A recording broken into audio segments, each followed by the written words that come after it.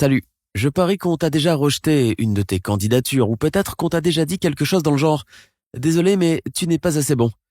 Je sais que cela peut être très décourageant et je sais que beaucoup de gens se sont sentis malheureux en recevant un non comme réponse.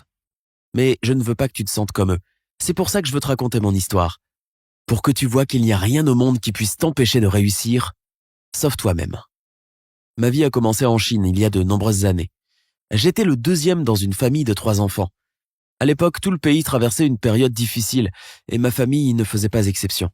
Ma mère et mon père racontaient des histoires en chantant et gagnaient leur vie en enseignant à d'autres personnes à jouer des instruments de musique traditionnels.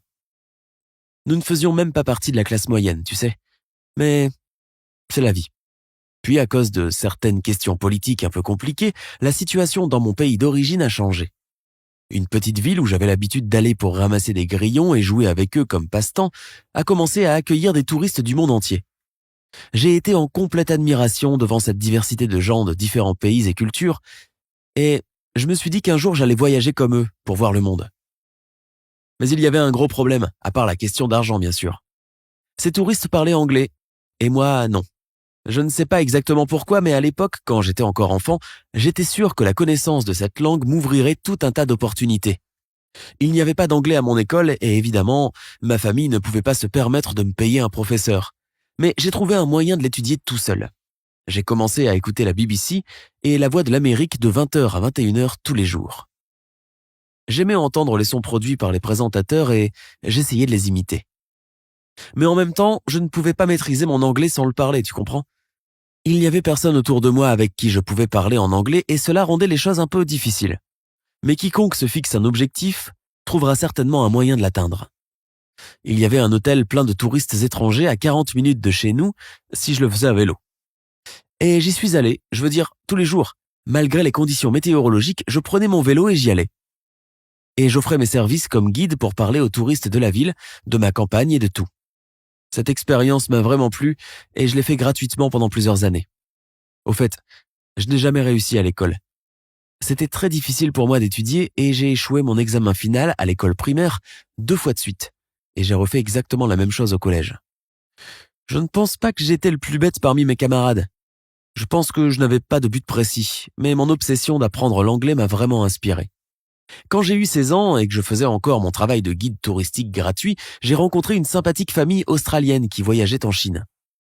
J'ai eu la chance de pouvoir les aider à explorer le pays et je suis vite devenu très ami avec leur fils David. Alors quand toute la famille est partie, j'ai continué à écrire à David qui était déjà de retour en Australie. Nous sommes devenus correspondants. Je pourrais dire qu'il est devenu une sorte de mentor pour moi. Chaque fois que je lui écrivais, il me renvoyait mes lettres avec les erreurs corrigées.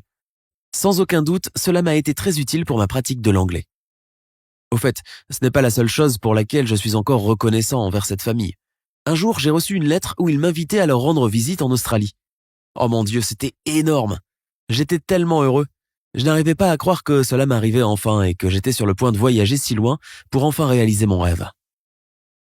Mais bon, on est encore loin de la fin heureuse de cette histoire. Rappelle-toi, j'ai commencé avec la question des rejets. Eh bien, j'ai demandé 7 fois un visa australien avant qu'il m'autorise enfin à y aller. Bien sûr, chaque fois que je recevais une réponse négative, cela me rendait triste. Mais je continuais à lutter et à essayer, car ça en valait la peine. J'ai passé 1 mois entier à Newcastle et ça a changé ma vie. Avant de quitter la Chine, on m'a appris que la Chine était le pays le plus riche et le plus heureux du monde. Alors quand je suis arrivé en Australie, je me suis dit « Oh mon Dieu, tout est différent de ce qu'on m'avait dit ». Et depuis, j'ai commencé à penser différemment. Je savais que je n'avais pas d'argent, de famille ou les bonnes connexions et l'éducation était la seule chance pour moi de faire mon chemin dans le monde. C'est pour ça que j'ai décidé de m'inscrire à l'université. Et devine quoi ? J'ai échoué 2 fois à l'examen d'entrée. Mais je savais déjà que le plus important pour une personne, c'est d'avoir de la patience. J'ai donc continué d'essayer et j'ai finalement intégré l'Institut des enseignants de mon pays d'origine. En parlant d'éducation, j'ai postulé à Harvard 10 fois et j'ai été rejeté 10 fois. À un moment donné, je me suis dit qu'un jour, j'irais peut-être comme enseignant. Après avoir obtenu mon diplôme, j'ai postulé à tous les emplois que j'ai trouvés et j'ai continué de recevoir des douzaines de noms comme réponse. J'ai essayé de rejoindre la police, mais ils m'ont dit que je n'étais pas assez bon et que j'étais le seul des 5 candidats à avoir été rejeté. Lorsque le réseau KFC est entré en Chine, j'ai essayé de rentrer, mais encore une fois, 23 personnes ont été acceptées et j'ai été le seul à être rejeté. Cela m'a-t-il offensé? Eh bien, je n'aime pas me plaindre. Je pense que tous ces échecs, en fin de compte, ont forgé mon caractère. Parce que si tu n'abandonnes pas, tu as encore une chance. J'ai finalement été embauché comme professeur d'anglais et j'ai adoré ce travail et mes étudiants. Mais le salaire était très bas, environ 12 dollars par mois. Cela me suffisait à peine pour vivre. C'est pourquoi je n'ai jamais hésité à faire ce que je pouvais pour gagner un peu d'argent, comme par exemple vendre des fruits. Mais ça a été quand même mon point de départ. J'étais constamment à la recherche de l'emploi de ma vie. À un moment donné, j'ai lancé une petite entreprise de traduction et j'ai été heureux de rejoindre une société chinoise lors de leur voyage aux États-Unis. C'était en 1995 et j'ai fait connaissance avec Internet pour la première fois. J'essayais de trouver des produits chinois sur Internet et imagine à quel point j'ai été surpris de ne pas en trouver. Je me suis dit qu'il devait bien y avoir quelque chose comme un site web qui devait être relié commercialement à la planète. En rentrant chez moi, je n'arrivais tout simplement pas à oublier comment un géant du commerce comme la Chine pouvait être aussi détaché du net. Je ne pouvais pas arrêter de penser aux opportunités que je voyais. C'est alors que j'ai décidé de fonder ma première société Internet dans mon pays. Je n'avais aucune expérience avec les ordinateurs ou le codage, et mon éducation n'était certainement pas adaptée à cela. Mais je savais déjà combien il était important d'avoir des compétences pour surmonter les défis. J'ai fait quelques tentatives dans ce sens, dans le commerce sur Internet, je veux dire. Mais mes 2 premières entreprises ont échoué. Mais j'ai eu la chance d'avoir un cadeau. Je peux peut-être l'appeler ainsi. Je peux être très convaincant. J'ai donc réuni 17 de mes copains dans mon appartement et je leur ai parlé honnêtement de l'idée que j'avais en tête et de ce que je voulais créer. Et ensemble, nous l'avons fait. Un marché en ligne que j'ai appelé Alibaba. Au début, ça peut sembler absurde pour les gens, tu sais. Et voici un site qui permet d'un côté que les exportateurs affichent des listes de leurs produits et d'un autre, que les clients puissent acheter ce qu'ils veulent.